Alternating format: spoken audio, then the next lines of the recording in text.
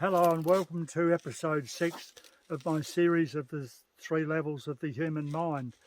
This episode will be about the nature of love. Love being one of my most favourite subjects to talk about. I think it's fascinating.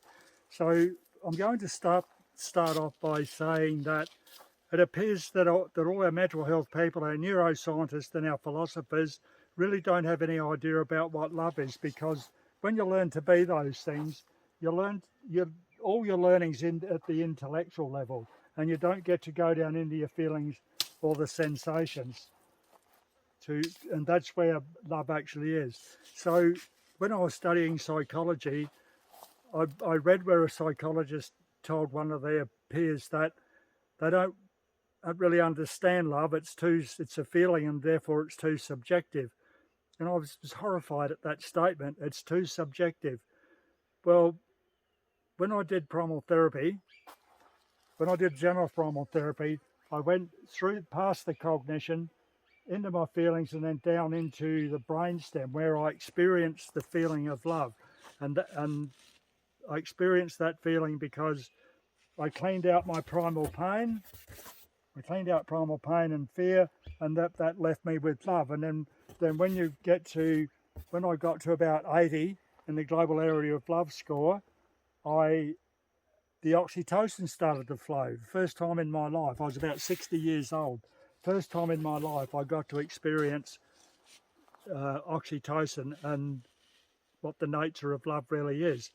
And that's why I've got this, once again, I'm at the tree, the beautiful white gum tree that I'll show you later on with the trunk, but holding the tree up is the big solid tree roots, if you can see them there, big solid tree roots. Now that's really the nature of love of who we are. The three levels of mind, and our whole being, our whole being, I guess, I can't think of another word, exists because of this level of love, at this level of the root system, right down here, and it's solid and it supports the rest of the being. And that's what we don't have. We don't have an understanding of that in our mental health, the way we approach mental health these days, because we don't understand this. Like I said before, the intellectuals only stay in that space, and they need to go down into that space to get to the feeling of love, and then they'll understand it. So for me, now, love is anything but subjective. It's very objective. It's a very real thing. It's a very solid thing. It's as solid as these roots, and it's as a necessary part of our being as what it is for the roots to support that tree up above. If we don't have the solidarity of these roots providing the basis of who we are, well, then the rest of the tree's not going to grow. It's not going to grow to its full potential. It probably end up falling over at the slightest bit of stress, which is what a lot of people are doing. They're falling over at the slightest bit of stress because they don't have access to the love at the very root of who they are. Now, the other thing I want to say is that we tend to think that our intellect is, I've said this before in other episodes, but we tend to think that our intellectual system or our cognitive system up here is who we really are. And that's what all our universities are based on, basically, is intellectual learning. All the PhDs and all the degrees, you have to have a high IQ and to get your degrees. In general primal therapy, we don't go to the IQ or the education part of it. We go to the experience part of it, where we get to experience love. Now that is so strong that I would regard this as the tip of the iceberg, 10%, intellectual 10%, and the rest of it's 90%. Now that's a really big claim, and I'm a little bit hesitant to talk about it because people will think it's way off track, but to me it's not. I'm really sure that 90% of who we are consists of this tree roots, or the love that's in that, the solidarity of love, and then that the solid tree trunk supports our intellect way up there in the branches. If we don't understand that, we're going to continue to go down the intellectual path, which isn't getting us anywhere. And I say 90%, and I'll back that up with the fact that with the 3 levels of brain, millions of years ago, we started off as some sort of an organism in the bottom of the ocean, and we were just sensations and experiences. That's what we lived on. So that's what we were millions of years ago. And then our feelings grew out of that, and then our cognition grew out of feelings. And cognition didn't come to the fore, like our ability to speak didn't come to the fore until about 200,000 years ago, as far as I understand it. So we lived for millions of years just being able to sense our lives and experience our lives.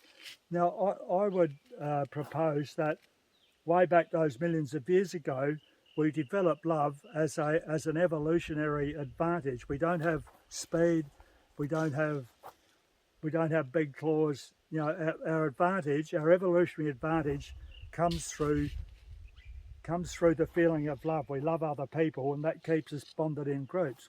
I believe that we evolve love to keep us in small or medium-sized groups, so that we can protect each other from predators. And we still need to do that today. We still need to be in groups. We can't let love go. Love is in the very root system of who we are, and if we let that go in favour of the intellect, the whole thing's just going to topple over. And depending on your own life experiences, we can say that there's a lot of people toppling over now because they don't have the basis of love right here, right at ground level, the very being of who we are, millions and millions of years in the making, and we're just trashing it. And that's one of the main problems of the human species today. We have to get back to understanding the power of love. It's 90% of who we are, and we're just ignoring it and focusing on the intellect. Intellect's okay. It's a wonderful brain. Those 3 things. There's nothing wrong with the intellect and the cognition.